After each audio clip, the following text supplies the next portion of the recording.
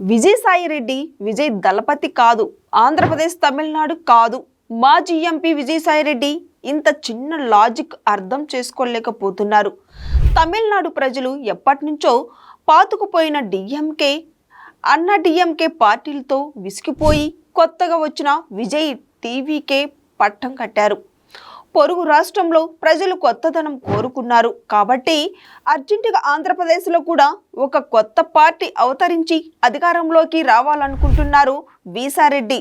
కాకపోతే ఆయన మిస్ అవుతున్న అసలు లాజిక్ ఏంటంటే 2029లో కొత్త పార్టీ అని ఒక ఛాన్స్ అంటూ బతిమలాడుకున్న వైసీపీని అధికారంలోకి తీసుకొచ్చిన ఏపీ ప్రజలకు కొత్తదనం ఎంత చెత్తగా ఉంటుందో 5 ఏళ్లలోనే అర్థమయ్యేలా చేసింది జగన్ పాలన.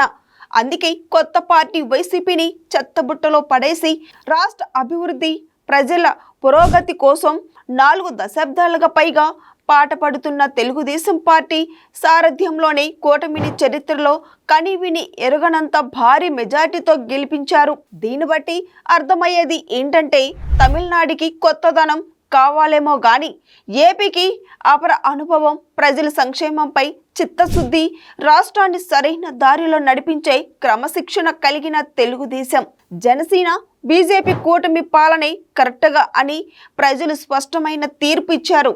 టీడీపీ, జనసేన పార్టీల కూటమిని విడదీసి ఐడియాలు తన దగ్గర మాత్రమే ఉన్నాయని, జగన్ చుట్టూ ఉన్న కోటరికి బ్రెయిన్ లేదని చెప్పుకునే విజయసాయిరెడ్డి లేటెస్ట్ పోస్టుల్లో కూడా ఆ విభజన పాలనే కనిపిస్తుంది. ఇప్పటికప్పుడు ఏపీలో కొత్త పార్టీ వచ్చే అవకాశం లేదు, స్పేస్ అంతకన్నా లేదు. అన్ని తెలిసినా ఇలాంటి పోస్టులు చేయడం జగన్ దృష్టిలో పడడానికే అని జనాలు అనుకుంటున్నారు. అభివృద్ధి, సంక్షేమం మధ్య సమతుల్యతను తీసుకొస్తూ విదేశీ పెట్టుబడులను ఆకర్షిస్తూ వాటి ప్రయోజనాలను రాష్ట్రంలోని ప్రతి మూలకు చేరేలా చూసే పాలన ఏపీకి అవసరమని విజయసాయిరెడ్డి పోస్టు చేశారు. ప్రస్తుతం సీఎం చంద్రబాబు నాయకత్వంలోని కూటమి ప్రభుత్వం సరిగ్గా ఆ పని చేస్తుంది. దేశంలో ఏ రాష్ట్రానికి రాని విధంగా ఏపీకి అత్యధిక ఫారిన్ ఇన్వెస్ట్మెంట్లను తీసుకొస్తే సంక్షేమ పథకాల ద్వారా వాటి ప్రయోజనాలను రాష్ట్రంలోని అన్ని ప్రాంతాల ప్రజలకు అందజేస్తున్నారు.